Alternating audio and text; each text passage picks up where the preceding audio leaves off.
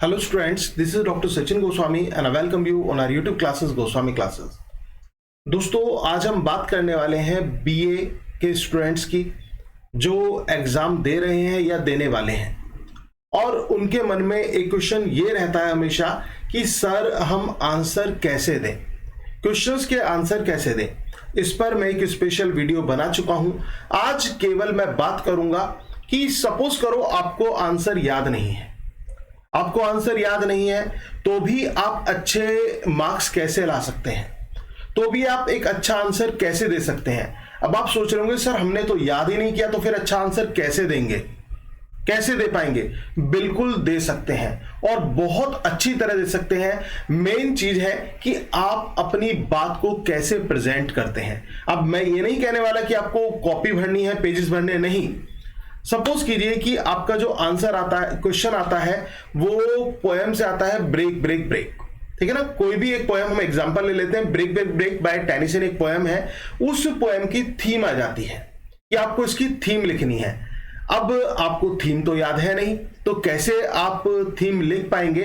तो मैं आपको एक छोटी सी सलाह दूंगा कि अगर आप जो टिपिकल लैंग्वेज है उसको याद नहीं कर पा रहे, ठीक है ना, उसको आप याद नहीं कर पा रहे हैं, तो आप एक छोटा सा काम मेरे कहने से जरूर कर लेना कि जो पोएम आप पढ़ रहे हैं, कोई भी पोएम आप पढ़ते हैं, कोई भी प्ले आप पढ़ते हैं, कोई भी फिक्शन आप पढ़ते हैं, उसकी आप समरी दिमाग में जरूर बिठा लें, ठीक है ना। समरी जरूर बिठा लें और जहां पर आपको लगे कि इस पॉइंट से रिलेटेड क्वेश्चन पूछा जा रहा है वहां पर उस समरी को, उस थीम को आप प्रेजेंट कर सकते हैं, ठीक है ना। वहां पर वो थीम लिख सकते हैं जो समरी आपने हिंदी में माइंड में सेट की है।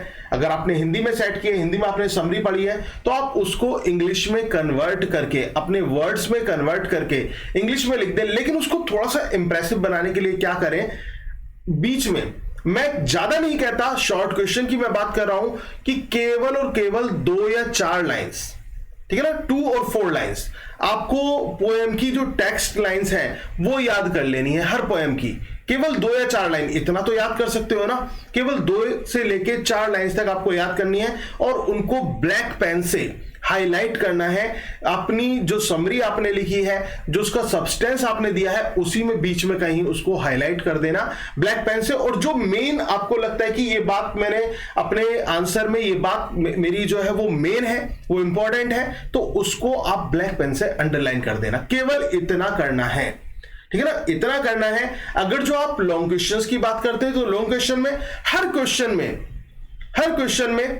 हर हेडिंग में, जो हेडिंग आपने बनाई है, हर हेडिंग में केवल 1 या 2 लाइन जो पोएम की हैं वो ऐड कर देना। क्योंकि लॉन्ग क्वेश्चंस के लिए आपको थोड़ी सी जो लाइंस हैं वो ज्यादा याद करनी पड़ेंगी, 8-10 लाइन से याद करनी पड़ेंगी। अब आप सोच रहे होंगे कि सर हम 8 या 10 लाइन से कैसे याद करेंगे, वो भी पोएम की।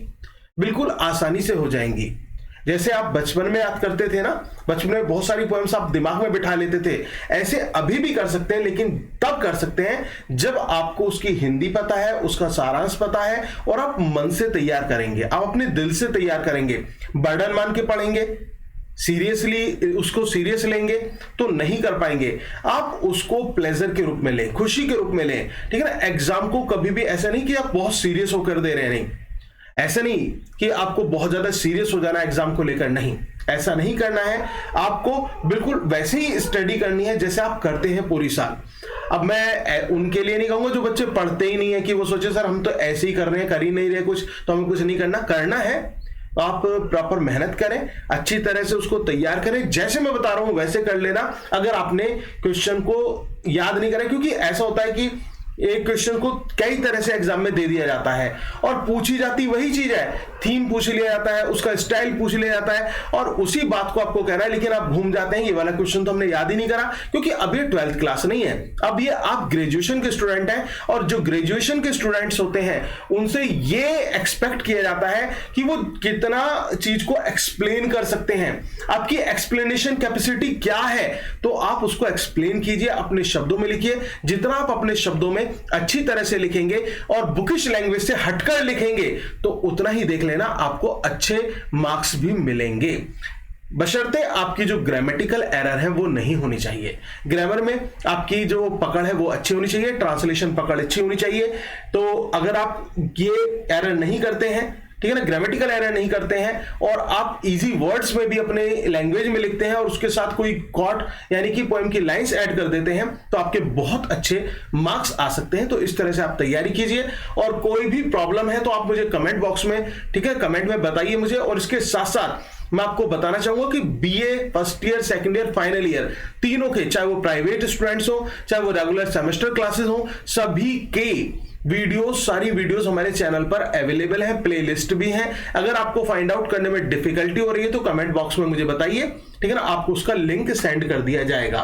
और अगर आप नोट्स परचेज करना चाहते हैं तो भी आप कमेंट बॉक्स में लिखकर मुझे रेस्पॉन्स कीजिए, आपको उसका जो है प्रोसीजर बताया जाएगा। तो आज के लिए इतना ही रखते हैं। Thank you very much, yours doctor Sachin Goswami.